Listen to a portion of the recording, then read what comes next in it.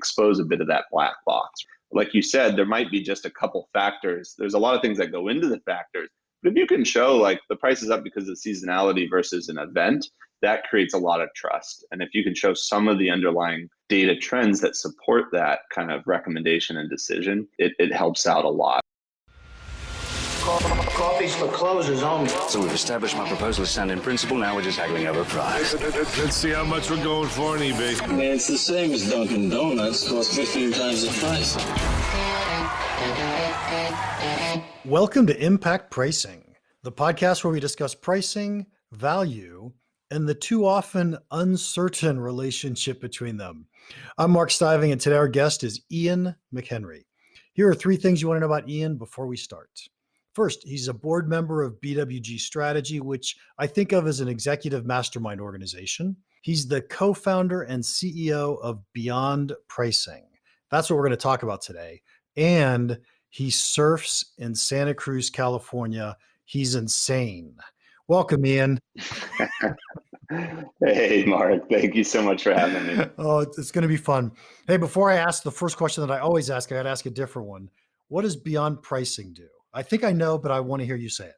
Yeah, sure thing. Beyond Pricing is the world's first revenue management and dynamic pricing software for the vacation rental industry.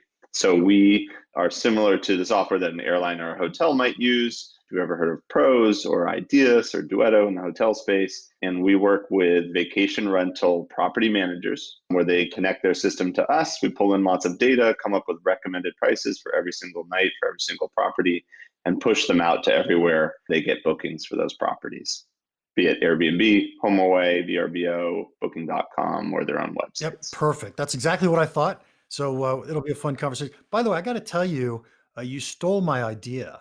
I had this idea a long time ago. Well, maybe after you did.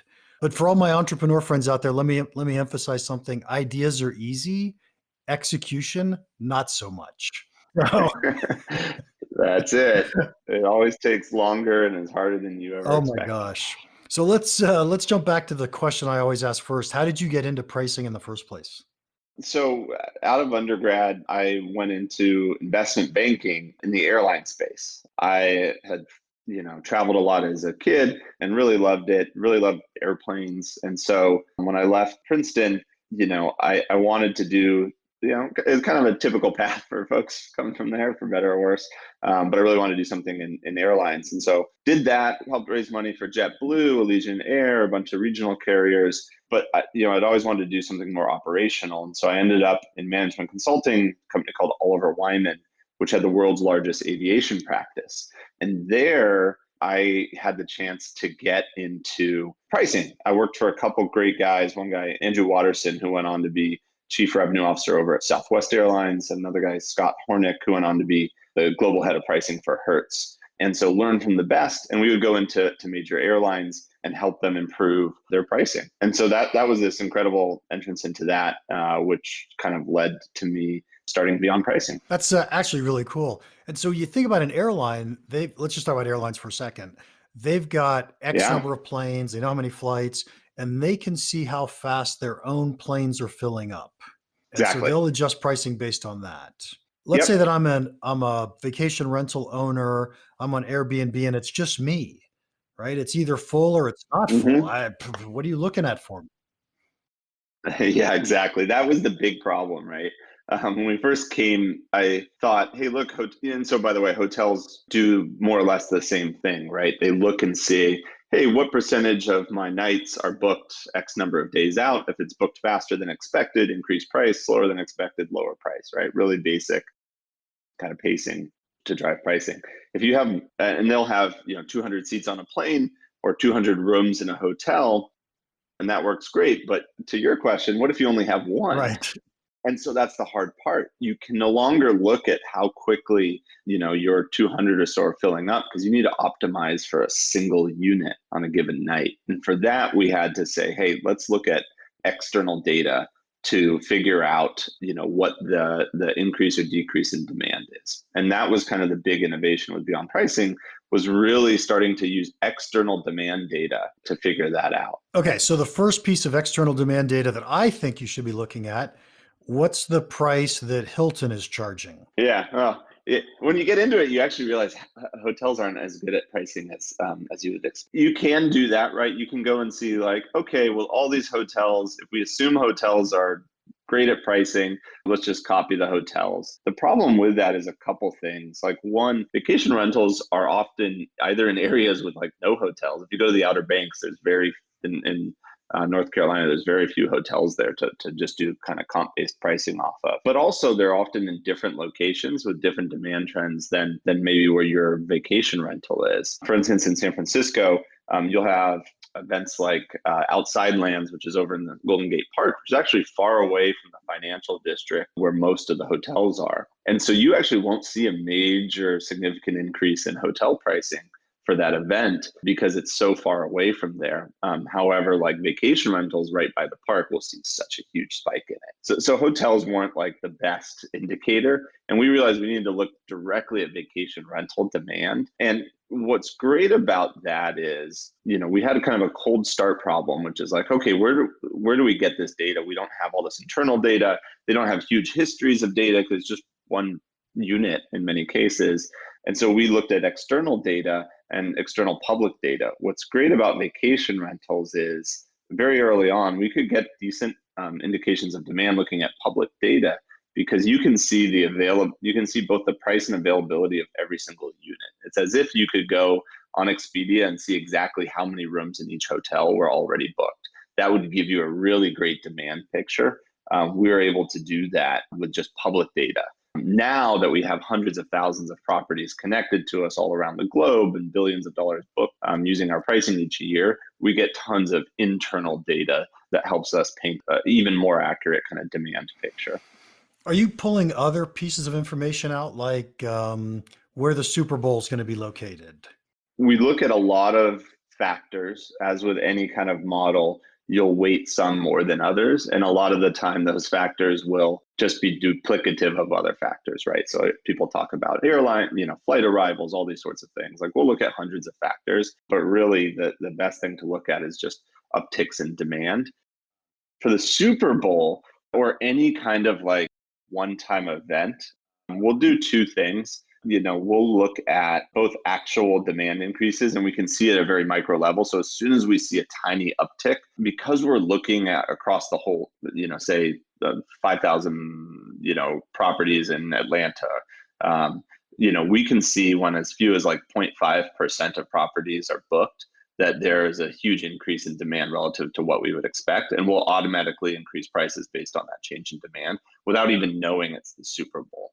Now, on the flip side, we actually do have a full team of analysts like tracking these sorts of events, also tracking, hotel pricing data too. And we always very far in advance err on the side of increasing price because for these people, they only have one unit often. And even if they're a property manager with hundreds of units that they're managing, there's an individual owner behind each one in most cases. So we cannot let it get booked for too low a price. So we err very far in advance on increasing price. And so we'll do that, for something like the Super Bowl automatically based on all these other sorts of factors, including hotels, without even having to know that it's there. Yeah, I would think it makes sense. Now, this is just me thinking for a second, but it makes sense that if you want to book my rental house, which I don't have one, but if you want to book my vacation rental house out a year in advance, you're going to pay a really high price because I don't know what demand is going to be like then yet.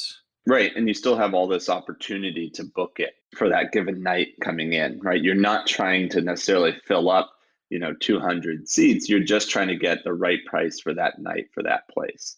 And so you're not like with airlines and hotels trying to kind of hedge your risk, right? By selling some at a lower price and doing those sorts of things. And so you do want to be more conservative and make sure you don't get picked off when there could be a lot more demand coming. And there is, like we've looked at the data, there's a kind of a sense that people booking very, very far in advance often, are less price sensitive because they know, like family, we're always going to Tahoe for President's Day weekend and we always like this house. And so they're often a little bit less price sensitive as well. And so we'll automatically increase price too, just based on distance away. Huh.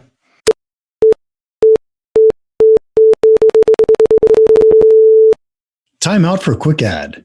If you're currently working in a subscription business, I'm guessing this is what your world feels like. Oh my gosh, the CEO just said we need to grow faster. I already have too many things to do. Now what are we adding? Which of these things should I be doing? If I only sleep 4 hours and I come in earlier, I can get more done. Well, here's my advice. You can go with the flow and do what you're told.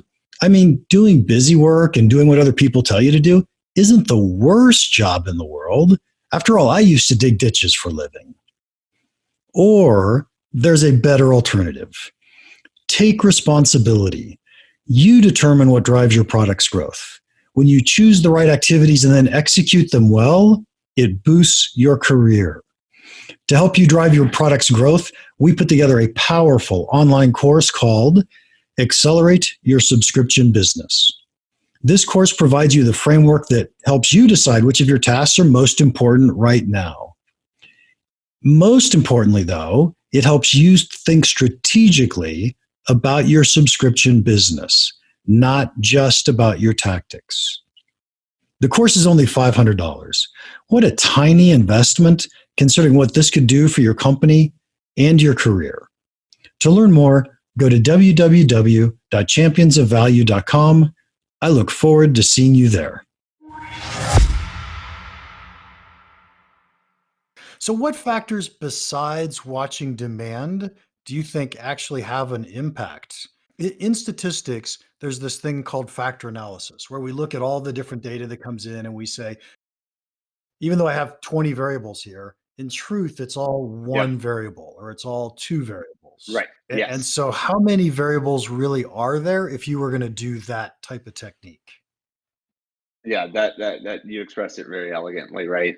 There's really two, and so demand is this one, right? Which is, hey, I have a given property. Its price is going to fluctuate up and down for every given day based on the changes in demand, but it's going to fluctuate kind of up and down around an average, right? Which we think of as the average price for the place. But then, how do you figure out what that average is? So you might double it for New Year's Eve from 200, from 200 to 400. But if you got, because 200 is the average, but if you got that 200 wrong, then it doesn't matter that you got the increase in demand and the subsequent increase in, nightly, price, right? So we need to figure out what the right average price is. And that is this whole other interesting problem, because with vacation rentals, it's not as simple as saying, hey, okay, it's a 4-star hotel and there's a bunch of ones that look identical to that. And so we can kind of use that to figure out the average. For vacation rentals, every single one is unique. And so ultimately what we've done is use this kind of, this almost like booking curve flipped on its side, where we say, we know how quickly it should be booking up in general, not like percentage of rooms X number of days out, but actually like what percentage of the next 30, 60, 90 days should be booked, with the idea that if you're overall underpriced, you'll probably have, say, like 100% of your next 90 days booked, right? If you are overall overpriced, you might only have 5, 6, 7% of those days booked. And there's this happy medium where you're priced on average, again, fluctuating up and down for day a week, events, all this other sort of stuff. But you're priced right on average because you're booking up at exactly the right rate. And how do we get you to that? And by adjusting that average, right? And things that can feed into that could be so many different things, right? You could have the same exact two properties that are exactly the same, but one literally just has a better initial photo. And we give this example, which will lead to more demand, right? And in turn, like, you'll get more booked up at the same price just because you had a better first photo, because more people, when they see it, are clicking on it and then buying it, right? And we have some great examples of this. And where you see that is a lot of the condo vacation rentals, like in Hawaii. And there's this place, Hanuakai, really beautiful. It's over in Kaanapali. And they have these great, places. And they have these really nice, like, glassed-in balconies, and you can see the ocean, right? But they're all sort of the same, say a 3-bedroom, ocean view, glassed in. And if you see two identical units, but one has, like, the first picture is the kitchen, and the other one, the first picture, is just that glassed-in unit, you'll see their ability to have a 20% higher average price than the other one, just literally based on the photo. And so we do it based on that, how it's booking, rather than any kind of like regression on features and amenities. Because if you're not marketing the amenities, it doesn't matter that you have them in many cases. Okay, this could be one of the coolest examples I've ever seen that marketing drives pricing. I mean, hugely. right? We kind of always say like they're two sides of the same coin in so many ways. We're starting to add a lot more interesting products that combine the two, which we're really, really excited about. But for now, like beyond pricing at its core, where we're just pulling the pricing lever, we always say we price whatever you give us. So if you have terrible pictures and terrible all of that, like we're going to lower prices so that you're booking at the right rate and we're optimizing your revenue given your marketing. Now, if you improve all of them, we'll be able to capture more revenue from that. But like right now, we're just pulling that pricing lever for you and optimizing what you give us. But there's a lot more that you can do on the other side. Yeah. So if you did some kind of regression and you said, hey, here's the feature set, you should be getting this price, but you're well below that. Now all of a sudden we've got Yeah. marketing consulting capabilities that we could go sell. Yeah. I mean, yeah. And there's some interesting automated things you can do on that, on like picture rotation and optimization and identifying what's in pictures and frequency of mention of like hot tub in the title, all those sorts of things. Nice. So, okay. So hard question. How do you price your product? We just charge, our baseline rate is 1% of bookings. So we align ourselves completely with our clients. They'll typically see 10+% increase in revenue, depending on how sophisticated they were before. So it's a very ROI positive product for them. Yeah. You can't measure what you can't measure what they had. So you couldn't take a percentage of the increase. We could. There's just so many factors, right? Like marketing. If they decide to decrease their marketing spend a ton and do all of those, it's just really, really, we would love to, because we'd probably actually make more money if we, said, hey, we get half of the increase. Because in this case, 10% increase, we get 5%. That would be better for us. But it's just really, really difficult to truly do apples to apples on that, short of controlling all of their marketing as well. Okay. So I don't want anyone else who's listening to pay attention to what I'm about to ask. Can you point out to me what properties I want to buy as a vacation rental and how much money I'm going to make when I do that? We don't do that right now. There's some other great products out there for that. It's the law of averages on there, right?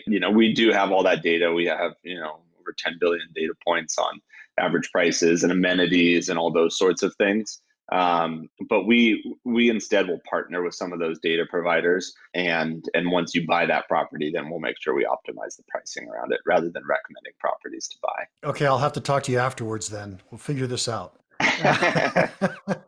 Yeah.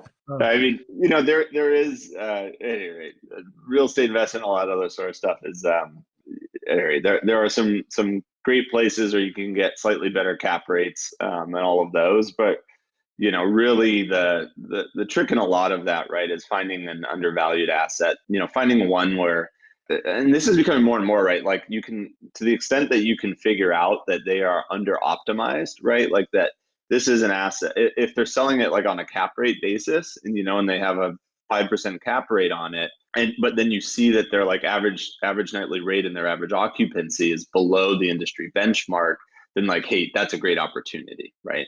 The problem right now is, and this is evolving and we're helping a lot of up and coming companies in this space, is that we don't have that, right? We don't have the Smith Travel Research report that hotels have for that benchmarking right now to be able to do that. And so right now we do have that. We have density in enough markets where we have it, that we just haven't productized it yet. So yes, you have to know somebody. Okay. Well, so I should ask this one then. How many vacation rental places do you have? Myself personally? Yeah. One, but I moved into it. It was such a good deal. I had to move in. Yeah, well, I was lucky enough to be able to, move into it in Santa. We had our place in Santa Cruz. We had as a vacation rental first. You got to dog food your product, and it was funny actually when we bought it. Our home is about 5 blocks from the beach, and most of there's this dividing line in Santa Cruz called Portola Drive.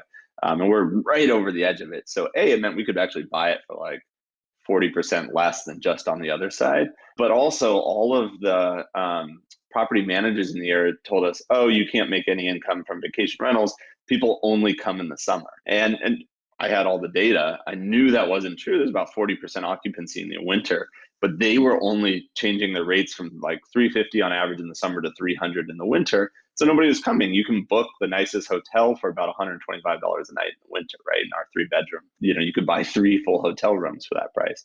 So at any rate, we ended up making a lot of money off of it because it was really easy to capture that demand by just dynamically pricing it properly. So at any rate, Nice. No, that's a great not story. not so much money that we decided not to move Right. into. Right. So, Ian, I got to wrap it up with this last question. What's one piece of pricing advice that you would give our listeners that you think could have a big impact on their business? Yeah, I mean, it depends on what space you're in, but really, like for me, it's play with data. If you're really trying to like figure out what to do, play with data and segment a lot. Like try to understand demand and willingness to pay across all different kinds of segments. You find interesting. I've found that you find interesting stuff just playing with the data. A lot of our insights just came from like me obsessing over it and finding interesting things from there and getting insights, which is like very basic data analysis stuff. But you'd be surprised what you can find in that. I'd actually, as a side note, worked at a waste management company. My first, truly, I skipped this in the history of it. First thing I priced was trash, and then we did incredible segmentations and found out really really interesting things from that just by doing that kind of analysis. That was not anything fancy or that you need a PhD for. So yeah, play with the data. I think that's a great answer because I often see if you play with the data and you see something unusual or interesting, then you can dive in and say, well, what was that? What caused that? And all of a sudden you're learning from your data.